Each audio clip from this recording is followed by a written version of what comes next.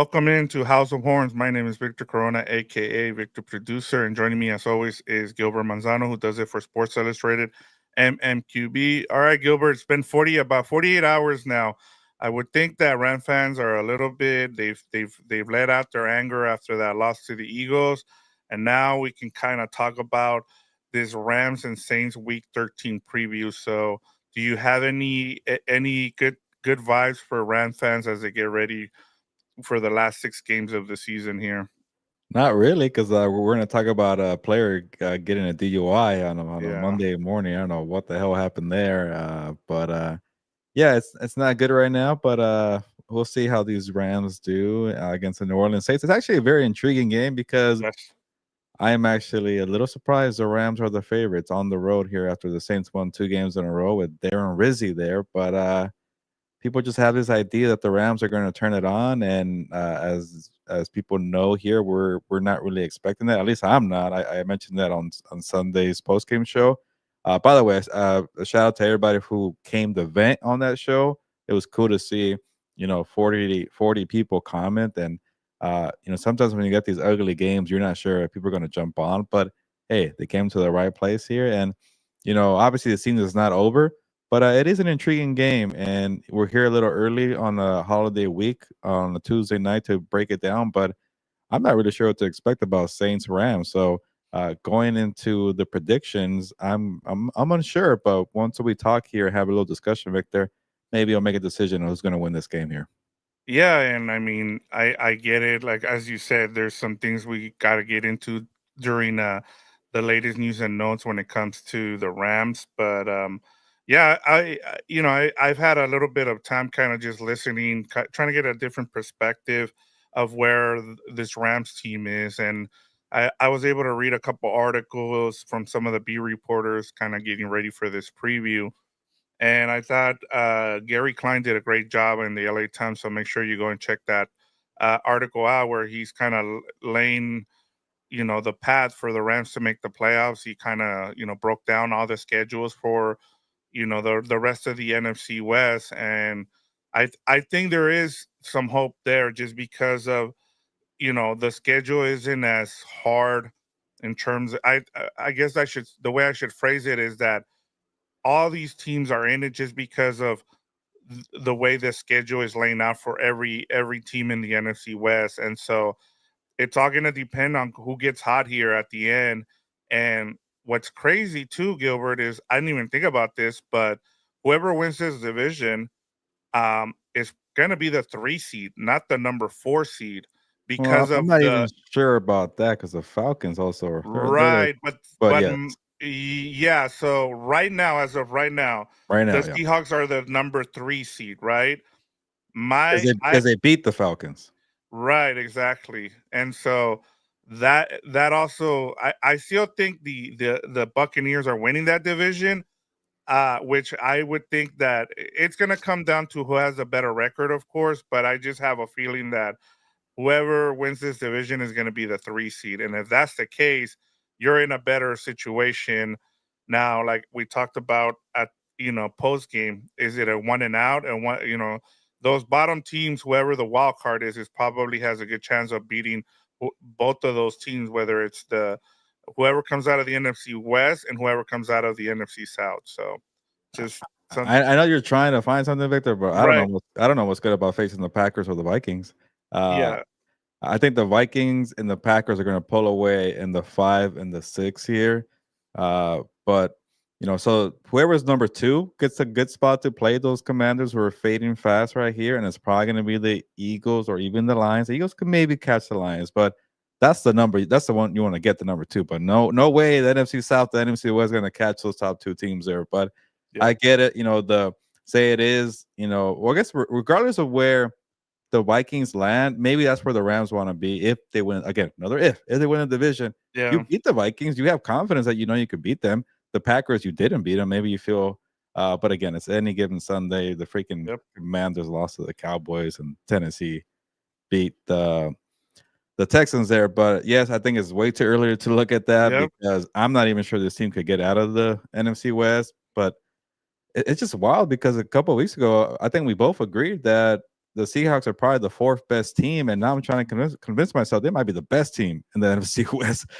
So everything changes here because they have a good defense that's clicking. The offense can't really get it going, but they have some weapons there with Jackson Smith and Jigba. But the Cardinals are too inconsistent for me. That's why they're 6-5. The Rams and the 49ers just look old and tired, and also they have a lot of weaknesses. The one thing I am annoyed, and I know we're here on a House of Horns show.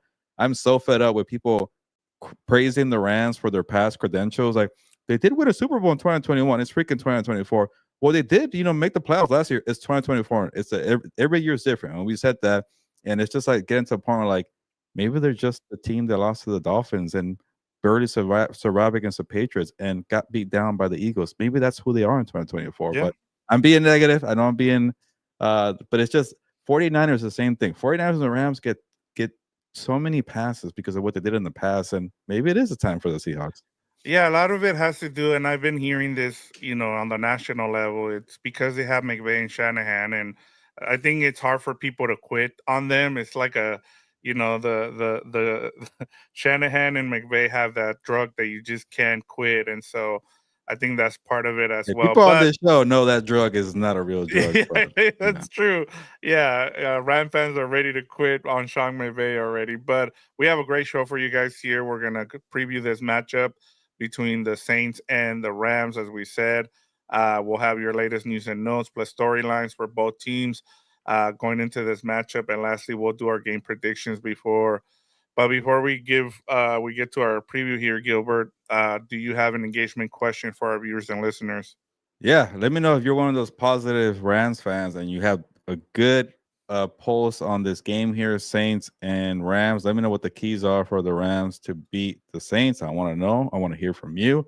I'm just in this negative mindset, so let me see clearly. Let me think clearly. Remind me it's a week-to-week league. Remind me that things happen and change very quickly in the NFL. So what can the Rams do here? The Saints are coming off a bye week. They're at home. They're winning 2 games. They won 2 games in a row. They're feeling great. Darren Rizzi has definitely brought a spark there, but sometimes the interim coach could only do so much, and that spark tends to fade after a couple games. But you never know. Derek Carr is healthy and available for the Saints here. So, but not too long ago, this Saints defense was pretty bad. They couldn't really score without the deep ball, but they've, to their credit, they've been able to find a different element here with Darren Rizzi. So let me know if you could provide some assistance here for the keys for the Rams to beat the Saints. Yeah, and this is going to be a good matchup because it's kind of hard to figure out. You have two teams here kind of going in different directions. And as you said, I think a lot of people have pretty much given up on the Saints in this season because they have an interim coach, and then you have the Rams trying to find their identity still as we head into Week 13. So a lot to get into, as you said, Gilbert, and hopefully there's a lot more people who have gone over the last 48 hours of that thing against the loss to the Eagles and have a little bit more positivity than you do. But let's get to Rams and Saints news and notes real quick, Gilbert. And as you mentioned, Rams receiver Demarcus Robinson was arrested early Monday morning on suspicion of DUI.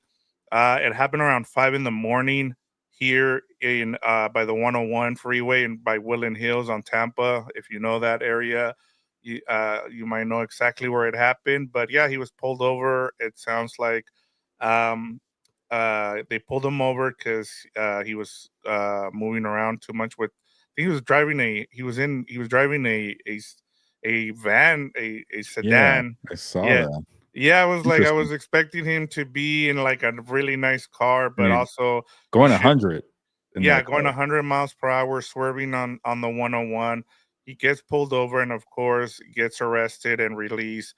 It sounds like to somebody he was released to, I guess a family member or something picked him up. So, and then Sean McVay today said that they're still gathering information about his arrest, and he said that he has not determined whether Robinson will play on Sunday against the Saints. So, how do what are your thoughts on what happened on Monday with Demarcus Robinson? Yeah, I know there's a process, and I'm not really 100% certain on these rules right now when it comes to legal travel, but the Rams need to step in and bench him or sit him for a couple of games because that's one of the dumbest things you could do.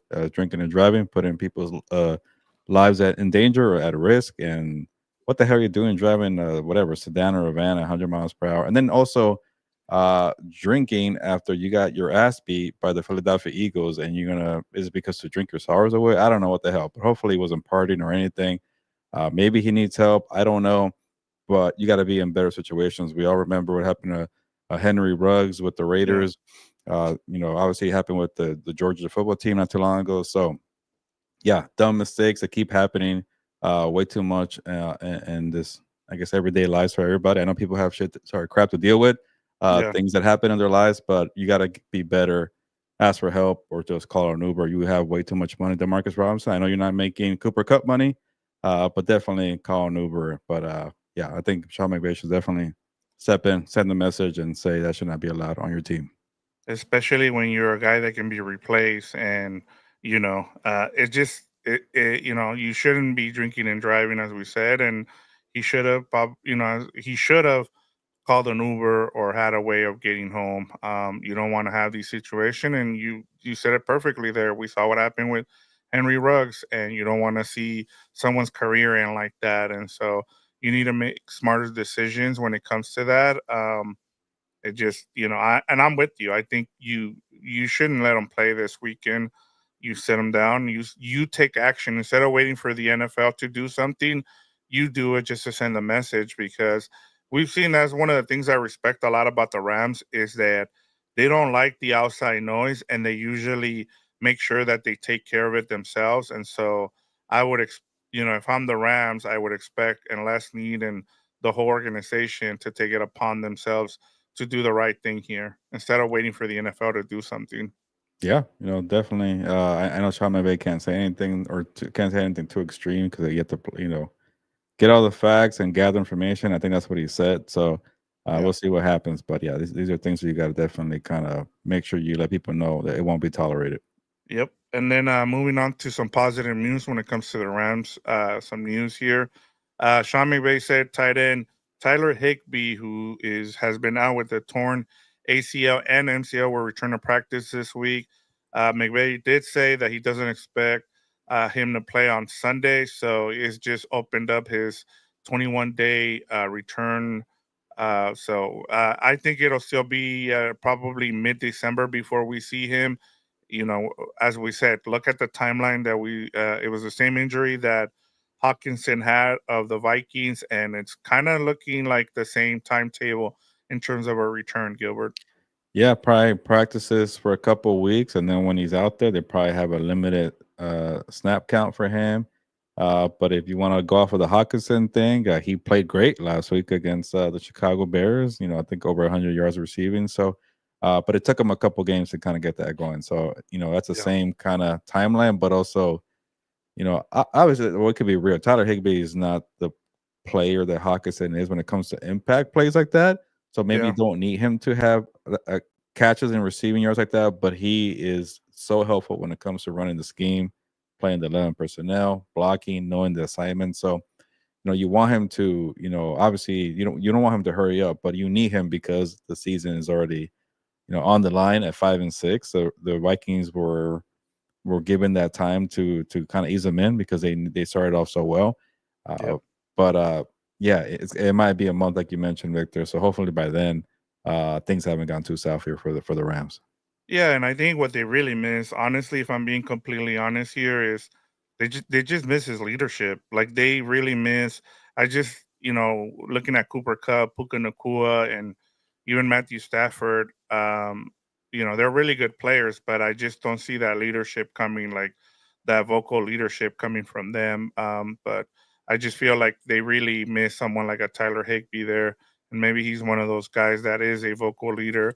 We'll see what happens. Like I said, I don't expect him to be back for another couple weeks. So maybe like mid-December, he might be back. They'll use all 21 days before he's back on. He's active for a game.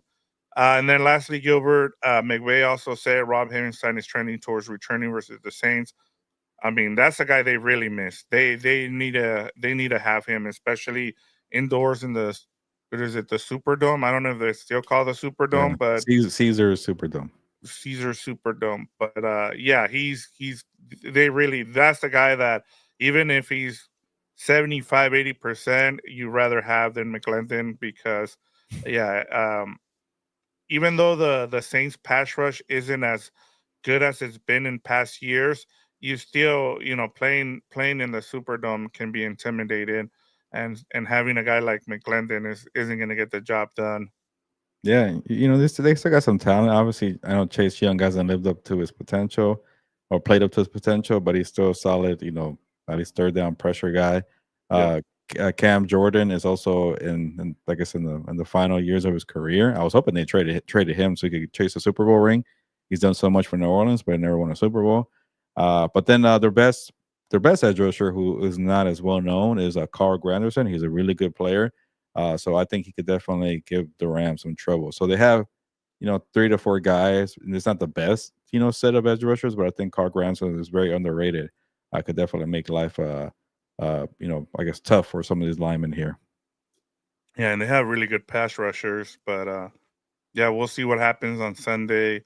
That's all for the news and notes, Gilbert. Let's get to we usually do the injury report, but because it's Tuesday and we're recording a day earlier, there is no injury report. But I guess a big indicator of whether Havenstein plays will be tomorrow when the injury report does come out, and if he practices either limited or full, that's going to be a big indicator as to whether or not Havenstein does play on Sunday. All right, Rams news, Rams and Saints storylines. Let's start off with New Orleans, Gilbert. One of the things you hate, and you've been pretty loud about it. You've said you brought it up numerous times in terms of NFL teams, is you hate, when they're stuck in the middle and they just refuse to just, either just start rebuilding, which is the thing with the Saints. The Saints just have, even, when they went through the Sean Payne years, they just refused to, hit the reset button for some reason. And, you know, now they fired Dennis Allen. They started 2-0. Then they lost 7 in a row. So they're like, okay, we're going to fire Dennis Allen. And then they named, as you mentioned, they named special teams coordinator Darren Rizzi as the interim head coach. And now they come into this matchup winners of 2 in a row. So will they finally listen to you, Gilbert, the Saints here, and stop being a mediocre team and be right in the middle? And will they finally start the rebuild this offseason, Gilbert? Well, the first sign to finally at least to potentially consider doing that was firing Dennis Allen, who was, part of the Sean Payton's, I guess, tree in a way, because, he was working under Sean Payton after it didn't work out with the Raiders. And, and to his credit, he was able to build a good defense for New Orleans during that second kind of run for Drew Brees and Sean Payton when they hit on the 2017 draft class with Marshawn Lattimore, Alvin Kamara. They drafted, I think, Michael Thomas the year before that in 2016. So that new with that second chapter, Dennis Allen's defense definitely came alive and helped out. Uh, so they made him kind of like, I guess, the successor. There you go, to Sean Payton, and it just hasn't worked out. It kind of felt like a copycat thing. It kind of felt like the easy way out. And Yeah. they were a little patient with him, and it just didn't really work out. But the thing for me is the GM Mickey Loomis. He's still there, and he's the one that's been moving all that salary cap and not paying the credit card and moving the money down to another year and another year. So I would not be surprised if he thinks, well, if a different coach could make it work with these old guys, a different coach can make it work with this kind of we're not going to rebuild mindset. Maybe a better coach could get the best out of them. So that's kind of the concern there for them. I know Mickey Loomis has been there for a long time. Has done a lot of good work. So maybe they keep him around, but the ones that survived many years are the GMs that could have different ideas, reinvent themselves, different philosophies. So maybe it's a wake up call after it didn't work out with Dennis Allen. He maybe starts to pay the credit card there. And the big decision is on Derek Carr. I know we're going to talk about that in a bit. Hmm. But yeah, if they draft a quarterback, regardless of what happens with Derek Carr, that's a good sign they're going to rebuild here. Besides I don't know, Chris Olave and Raheem Shaheed, what kind of players that they have that they're young, they're doing well. I thought the rookie class was gonna do better. Like Fuaga, the left tackle, has kind of been so-so. Kula McKinstry, haven't really heard his name. Maybe that's a good thing. But I know the Saints defense is not very good. They're very old. They have the Mario Davis, good linebacker, but he's starting to show his age. Tyron Yeah. Matthews starting to show his age. They trade Lattimore. I guess another good sign of starting the rebuild Yep. here. So hopefully they're not thinking they're a quick fix or a retool away for making it work with this core group. I think they need a lot of changes here, but then again, they re-signed Alvin Kamara, which is maybe not a Yeah. bad thing when you see Derrick Henry and Christian McCaffrey. Not McCaffrey, but he's doing okay, but not this year. Yeah. Saquon Barkley doing so well with different teams. Yeah, and that was going to be my point. Is I guess a reason for not for me thinking that they're not is the fact that they re-signed Alvin Kamara when it didn't sound like they really needed to. But we'll see what happens. Just because, as you said, you don't know you don't know in terms of the team that they have assembled this season, whether they should go. I mean, us from the outside are gonna say yes. Start rebuilding this team. It hasn't worked out. You've made the first step of by firing Dennis Allen. Now go ahead and just do the whole thing. But as you said, that's a great point. Like Mickey Loomis is still there. I mean, that's the problem when you want to clean house. If you clean house, and that means the other thing I kind of thought about it as you were, making your points there, Gilbert, is that the wife took over as the ownership, right? If I'm, she took Yeah, she's over, in and I charge. think Yeah. she's in charge, and it just takes me back to kind of like some of the other ownerships that I've seen where either a son, like with Mark Davis and the Raiders, takes over. They usually, they don't know the football side of things, so they let someone do it, and so they put all their trust in that person. And I Mhm. just feel like we and even with Tom Telesco and the Chargers, he was there for like 10 years because they were letting him run things because they don't know about the football side of things, right? And so that's the mistake a lot of these owners who take over, like from either a relative, what ends up happening, and instead of like just blowing things over, they're just continue to do the same cycle over and over, and that's kind of what we've been seeing with the Saints. And in order for you to change that, you need to make you as we said, you need to just start over and blow the things over. But because of you have a person who is involved with the family, it's kind of hard for them to do so because they feel like they need to be loyal because they don't know, what to do with when it comes to the football side of things.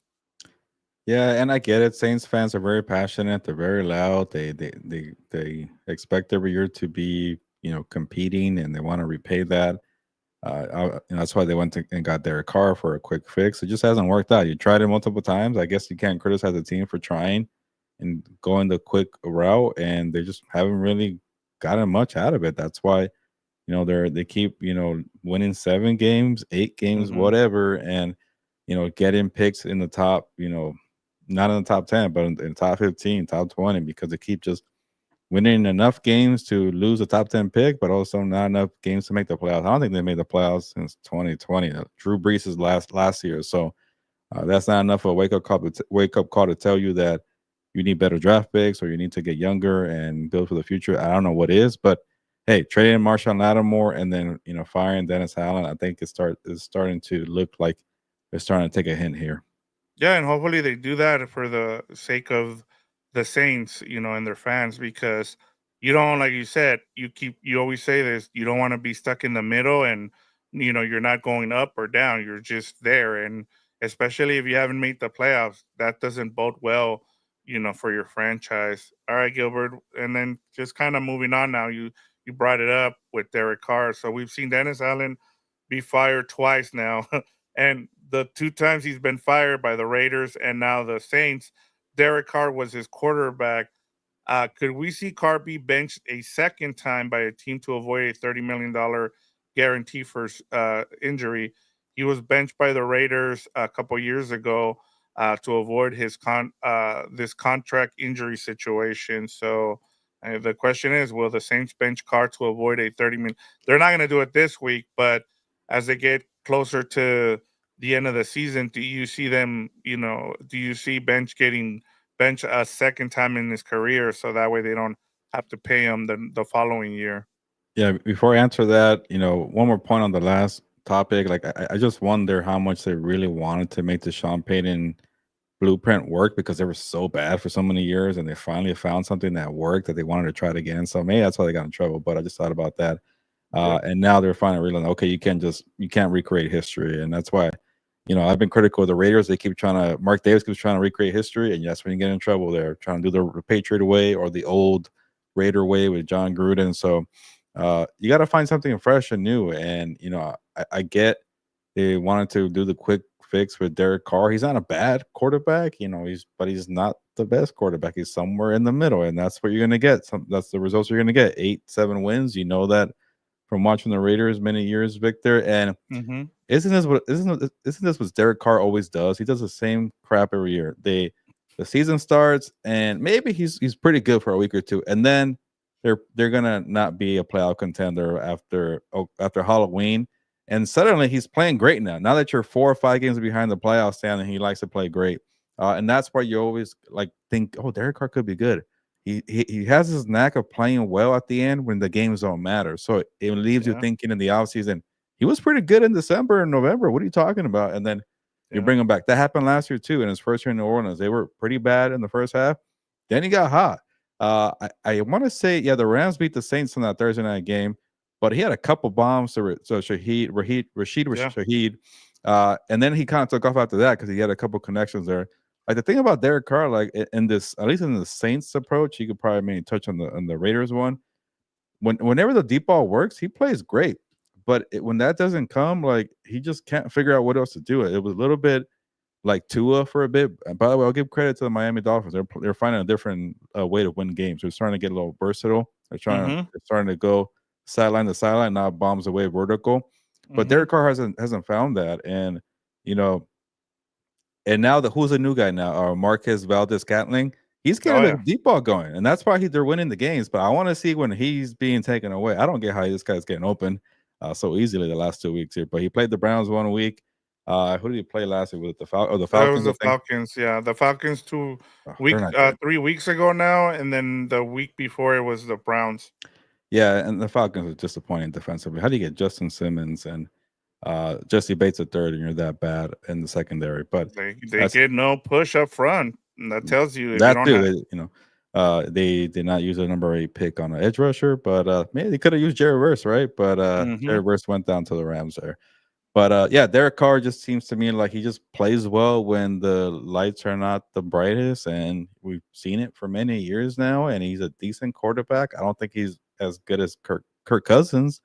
I just don't know where he ranks. Maybe top 20. Maybe he's better than Daniel Jones. He's not Baker Mayfield, so I just don't get why you want to keep hitching your wagon to Derek Carr. He also seems to have issues with Michael Thomas, who blasted him on Yeah. social media. I don't know how people feel about him in New Orleans. It seemed like nobody really bashed him after he left the Raiders. I don't know, maybe I just forgot here, but he's just leaves you wanting more, and he's just a decent quarterback. But I think to answer the question here, if the Saints are very worried about the injury guaranteed money, and they do, which you can't really bench them after a 2 game winning streak. It's kind of like last year where the Broncos were waiting for Russell Wilson to lose more games after they won Yep. 5 games in a row, and then they said, "Okay, see you later." So, say they lose to the Rams here, they lose another one. Maybe you can start talking about that. If they do that, I mean, that really tells you they're gonna start something new here, and that's probably the best case scenario for the New Orleans Saints. You don't want to have their car win, 5 out of the last 7 games here, and he does well. You don't make the playoffs. You probably finish 8-9 or 7-10, and he gets another season. But I was looking at that contract. You could definitely get out of it, but it's not a ridiculous contract where like, hey, you wouldn't mind paying him because it's not like Tua or Lawrence money, and maybe you don't get a draft pick that you want, but you got to make him a bridge. You got to make him compete and earn the job if he comes back. But you can't just hand him the job again and think that everything is fine after 2 bad years. Yeah, and I think part of it too, Gilbert, is you drafted a quarterback in the fourth round, and you want to see what you have in it, or else what do you want to do? Are you just, again, are you just stuck in the middle again, and you're having to play this whole dance, this doing this dance with Derek Carr? We know what he is, as you talked about it. Once you forget about him, he starts doing well again. And part of the thing too, as we talk, we'll get into the Rams side of this, but one of the things he just doesn't do well with is pressure.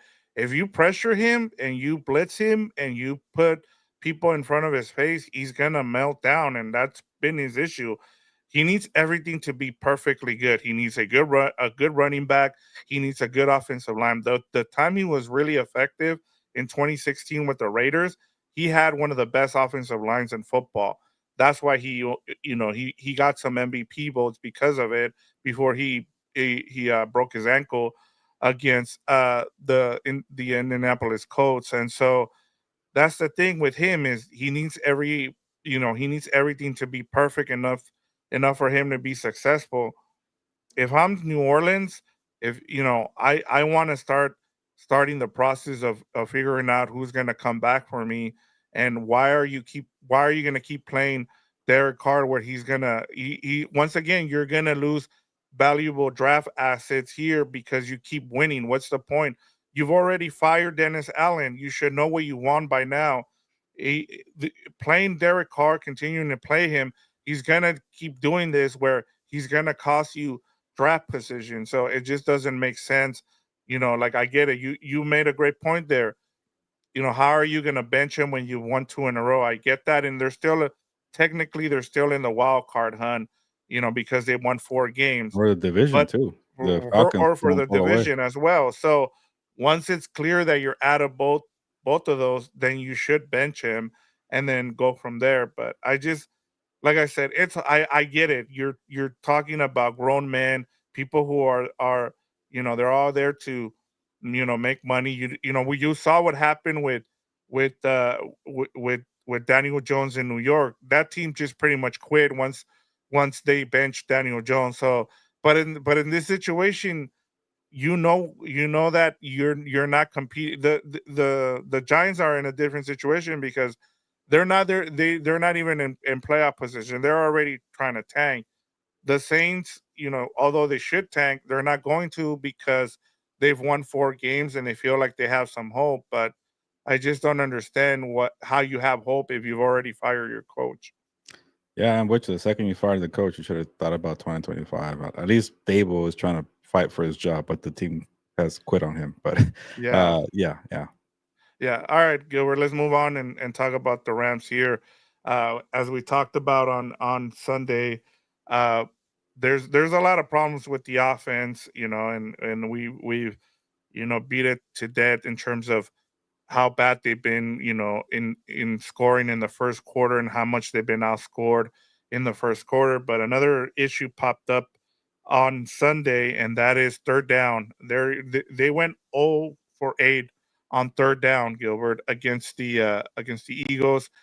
They ranked 31st in the league, only ahead of the Browns with a 31% conversion percentage on third down this season.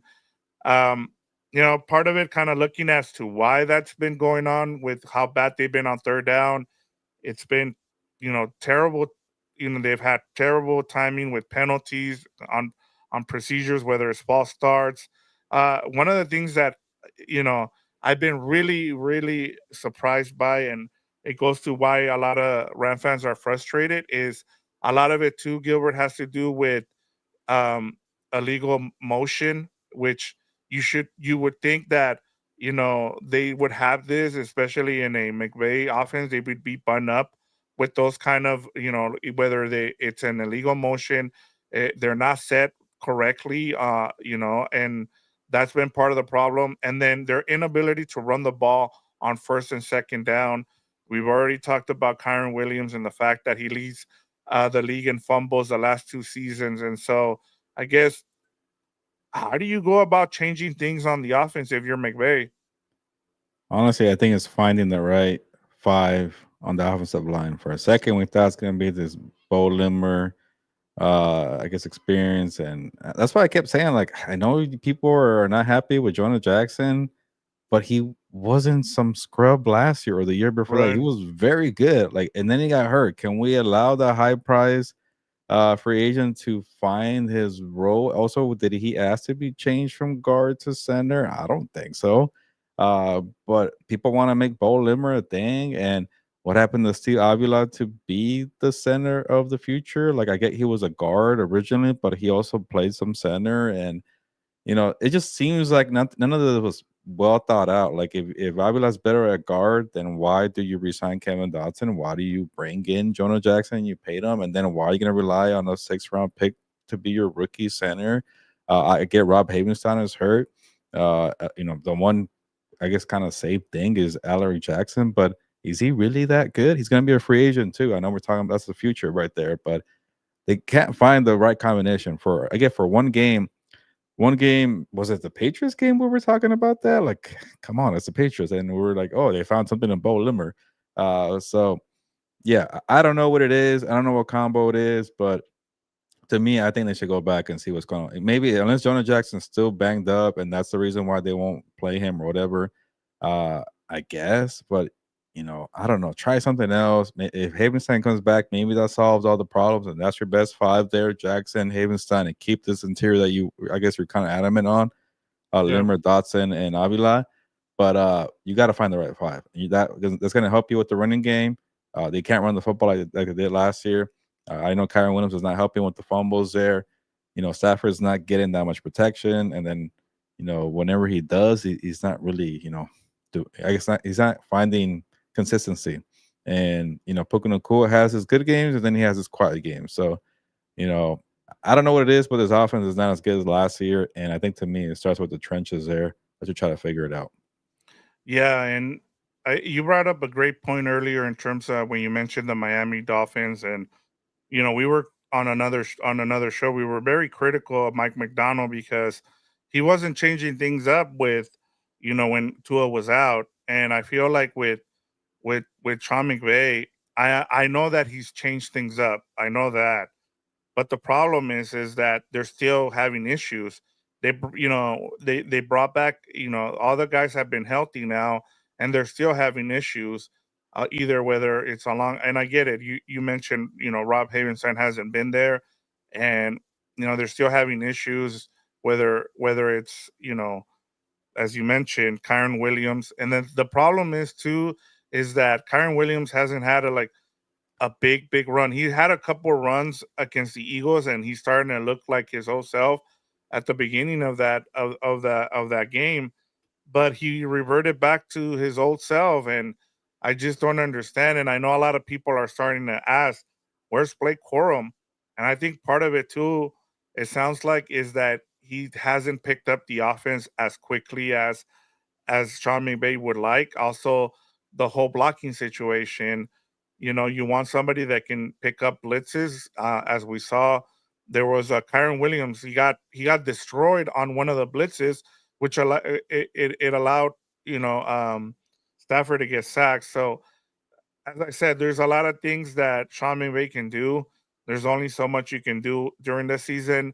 One of the things that and I'll kind of go around the league here, Gilbert, and we'll get into it. In the next couple shows that we do, whether it's Gilberto's hour or the Four Compas. But one of the things that has happened with the Washington Commanders is that Clint Kingsbury's offense struggles in the second half, and that's because he doesn't know how to make adjustments. And one of the things that he does is during the off season, he prepares for the season, right? So he's able to, the first half of the season, he's really good with his offenses. And then in the second half, he makes no adjustment because you have less time to be able to change things up, right? Like, you only get five, you during the season, you get about 3 days to be able to install something, right? Unless you have a buy. You come off a buy, you get 7, 8 days.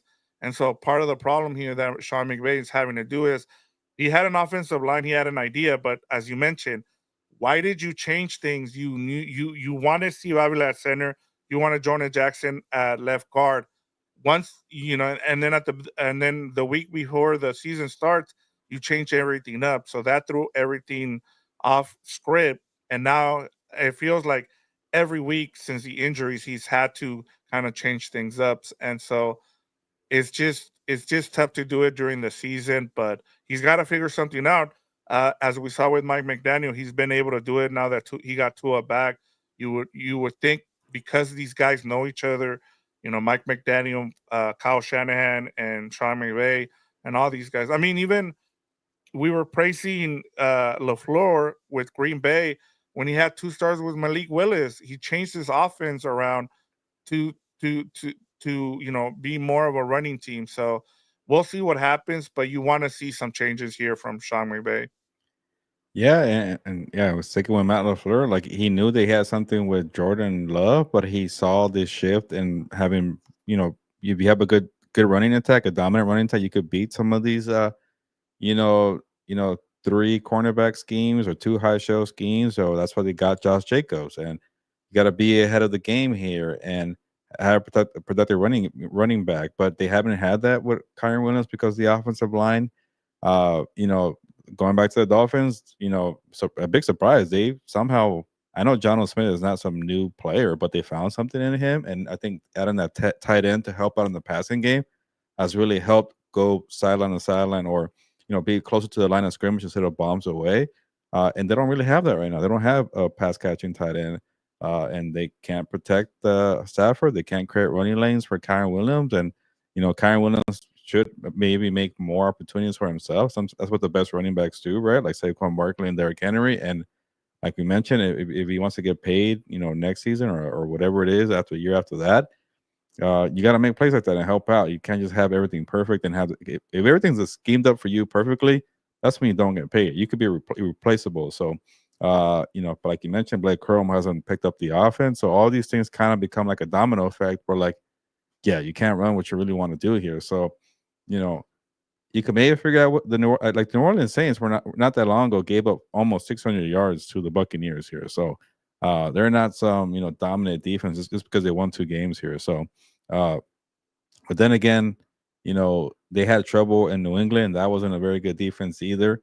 But they got almost 30 points in that game. I forget what it was, 27 or something like that. So you're gonna need something like that to get by New Orleans to get something similar to what you did offensively in New England with Puka Nacua helping you out. If it's Puka Nacua doing a one-man show thing, so be it. You got to leave the Superdome with a victory. Yeah, and it doesn't matter how you get the win. Honestly, you really need to leave this game with the win. I understand that the Saints have won 2 games in a row, but you have to, do whatever. And then the other thing that helps them is It's a 1 o'clock game, so it's not like your body's gonna be at a 10 o'clock, 10 in the morning thing. You should be able to have a good game and be able to play well, especially since you should be on regular time for yourself. Yeah, you're going to be on the East Coast, or I guess the southern part of the US, but you should be good to go, Gilbert. But I think this game pretty much comes down to w- you know the Rams offense finally has to help out the defense, because we've seen, and then the defense, it's up front. They've been creating pressure. If you put pressure on Derek Carr, we've seen what happens with him. He foils, and you're able to win that way. You just can't allow, because if not, he's going to torch you, and he's going to keep hitting. A lot of guys down deep, and that's what he likes to do. Especially if he can get the play action, that's one thing I do give him credit for. He's great under center and play action. So he's gonna beat you with a lot of play action with the shots down deep. So you got to make sure you continue to put the pressure on him, and I expect Chris Shula to blitz him in this game. Yeah, and then what if they get creative and start incorporating Taysom Hill? Like, Yeah. I know he has that 1 game a year where he just balls out. So maybe it's not going to be a thing where it stacks, but like if he gets that deep ball going, you just never know how many opportunities that creates for the rest of the guys in that team. True. All right, Gilbert. Let's talk about the betting side of this game. The Rams are 2.5 point favorites, as you mentioned. I was surprised as well, and the over under in this game is 49. What's the right side of this bet? Yeah. Man, if it was like -3, I would have taken the Saints here. Even I'm trying to make a pick here, but I won't say yet. But it was a very difficult one for me. But I think I'm gonna lean on like, all right, maybe the interim coach boost that you get is gonna wear off after the bye week. It is a bye week, maybe that's better. But this team lost 7 games in a row for a reason. They're not really playing for a playoff spot. Yeah, they beat a divisional rival in the Falcons. That's a good game, but the Falcons are kind of crap right now, anyways. They got beat down by the Broncos, and now they're in a bye week, or they were.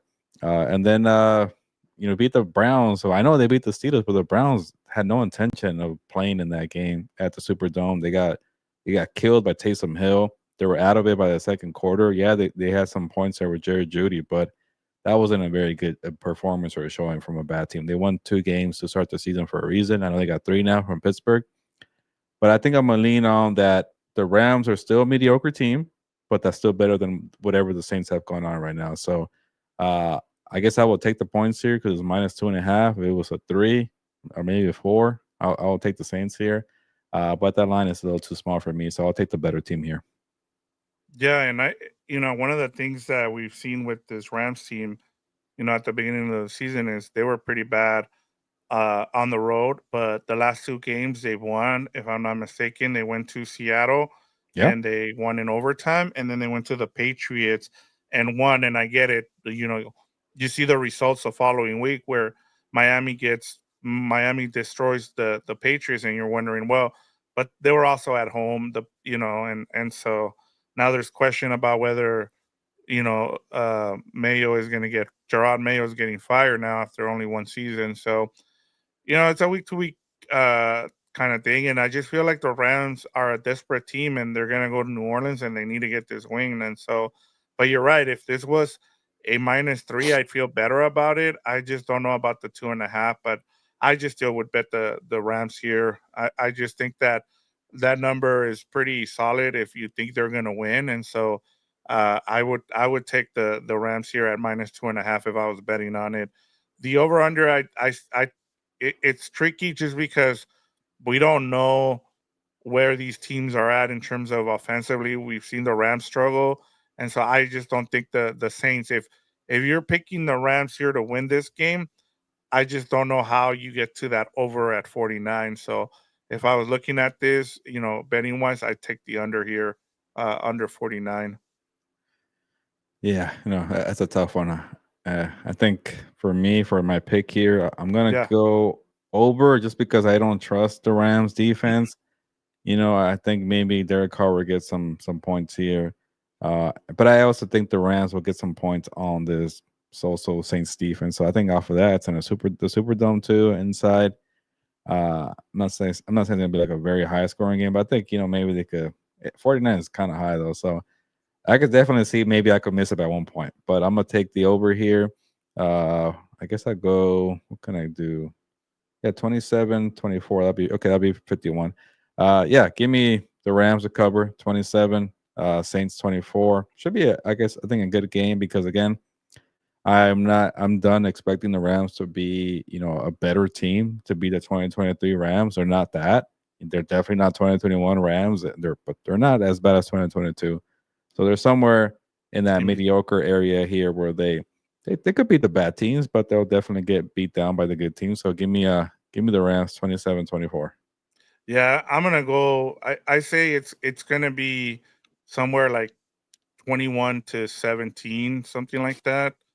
Um, I just, as I said, we both mentioned. I honestly don't know what to expect from either of these teams. I want to be hopeful in this game that the Rams can finally play a good 4 quarters of football and do so, against a team that is already looking that you would think is already looking towards next season. We'll see what happens because if the Rams lose this game, the Saints are back. They're gonna think they're back in playoff contention, and then it kind of sets the Saints up to think that they should keep Carr for another season. So and honestly, like as fans, we should not want to see Derek Carr anymore in the Saints uniform. But that's besides the point here. I yeah, give me the Rams 21-17. I just think they really, if they want to have any hope of making the playoffs, whether it's winning the division or making it as a wild card, they need to win this game. And so I would assume that Sean McVay is going to do. He's going to be aggressive in this game because he needs this win. Yeah. If they lose this game and then you got the Bills next week, that It's might be it for you, to be Yeah, honest. So yeah, it kind of feels like a must-win game here. Obviously, you don't know what happens in the NFC West, but the Seahawks do have the Jets here, who are not that good, but the 49ers have the Bills and the Cardinals have the Vikings. So maybe three teams could lose if the Rams lose this game here. But there's an opportunity though. If the 49ers the 49ers lose to the Bills and the Cardinals lose to the Vikings, you make up ground by beating the Saints there. I don't know about yeah. the Seahawks and the Jets, but again, any given Sunday. Yeah, and the Seahawks still have to play the Vikings and the Packers, so there's at least two more losses there that are possible. So, yeah, I mean, this is why this game is very important for the Rams here. Really need to win this game because, as you said, they got the Bills up next. But I want to get to this comment. We got one from Delbert. We love hearing from him. Before we go, oh boy, where do I start with my Rams? Good news. Their only way to go is, and that's up. We went down a dark alley and met the bully. Run the division. Super Bowl isn't played in November, so another Yeah. positive comment there from Delbert. After we got, for the first time, we got a negative one from him. So on the post game And it show, but wasn't even that negative, but it was a no, it start. wasn't. It was not. So shout out to Delbert for always checking in with us. We really appreciate him and everybody else. If you tune in, I know there's not a lot of excitement and it's Thanksgiving, so we appreciate it. I'll say this: we're really thankful for you guys for checking out this episode. Hit that like and subscribe button. We really appreciate all the feedback that you guys give us. So thank you so much to you guys. But yeah, that's our preview for week 13, Gilbert. Yeah, if you're out traveling, safe travels. Hopefully, you get to check out the show later on. Find some time. I know it's tough during the holidays, but enjoy that time with family and loved ones, and have a good time eating turkey and a bunch of food there. And then enjoy the football games on Thursday too. All three games there, and then you can enjoy Rams Saints on Sunday. But all right, time to get going here on a Tuesday. The worm getting a comment here at the end Oh, there we go. saying, "Let's go Rams." Good to see you. The worm, it must be freezing out there in Wisconsin. Uh, I checked the weather for that Packers Dolphins game, and because I was thinking about maybe going over on the total line, and I saw it might snow. I was like, maybe not. But yeah, so stay warm out there, Delbert. Happy Thanksgiving to you too. But yeah, everybody have a good happy Thanksgiving. Time to get going. On that note, ya nos vamos. Pues vámonos.